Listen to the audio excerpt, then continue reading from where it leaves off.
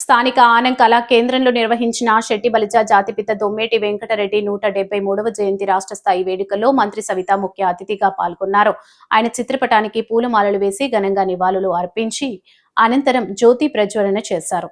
ఈ సందర్భంగా మంత్రి సవిత మాట్లాడుతూ దొమ్మేటి వెంకటరెడ్డి జయంతిని రాష్ట్ర ప్రభుత్వం అధికారిక రాష్ట్ర పండుగగా నిర్వహించేందుకు ఉత్తర్వులు జారీ చేసిందని తెలిపారు. సాధారణ కుటుంబంలో జన్మించి కష్టపడి ఎదిగి ప్రజల సమస్యల్లో తనవిగా భావించి సేవలందించిన మహనీయుడు దొమ్మేటి వెంకటరెడ్డి అని కొనియాడారు.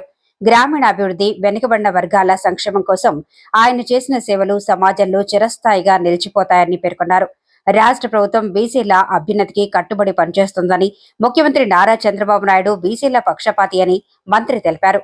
సిటీ ఎమ్మెల్యే ఆదిరెడ్డి శ్రీనివాస అధ్యక్షతన జరిగిన సభలో ఎమ్మెల్సీ సభ్యులు Somu Veerraju, rural MLA Gorantla Butchaiah Chowdary, Andhra Pradesh Shetty Balija corporation chairman Kodupudi Satyababu తదితరులు మాట్లాడారు.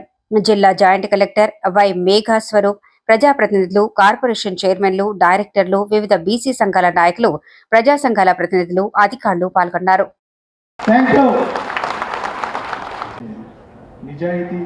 క్రమశిక్షణ, సేవ తపన ఆయన వ్యక్తిత్వాన్ని 73వ జయంతి మరి ఈరోజు రాజమండ్రిలో కనుల పండుగ. మామ అల్లుడు ఇద్దరు చెప్పేశారు. రెడ్డి సుబ్రహ్మణ్యం గారును ఆదిరెడ్డి వాసు గారు వెంకటరెడ్డి గారి గురించి అంతా చెప్పేశారు. మరి వెంకటరెడ్డి గారి ఆశయాలని మనం అందరం కొనసాగించాలన్న విషయం మీ అందరికీ తెలియజేస్తాం. ఎందుకంటే ఈరోజు బీసీలు బడుగు బడిగిన వర్గాలు ఉన్నారు అంటే మహాత్మా జ్యోతిరావు పూలే గారు, మరి వెంకటరెడ్డి గారి వారి ఆశయాలు కొనసాగించిన వ్యక్తి మన అన్నలందరూ తారక రామారావు గారు అన్న విషయాన్ని మీకు తెలియజేస్తున్నాం.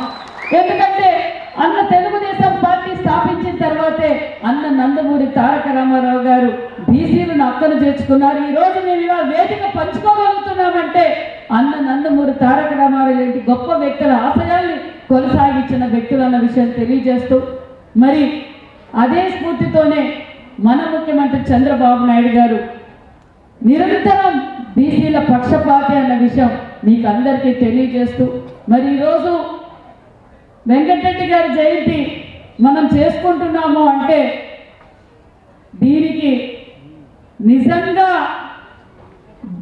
ఈ ప్రోగ్రాం, ఈ జయంతి అక్షరంగానే చేయాలని ఆదేశించిన వ్యక్తి యువగలం అధినేత నారా లోకేష్ బాబు గారు అనే విషయాన్ని కూడా మీకు తెలియజేస్తున్నాం.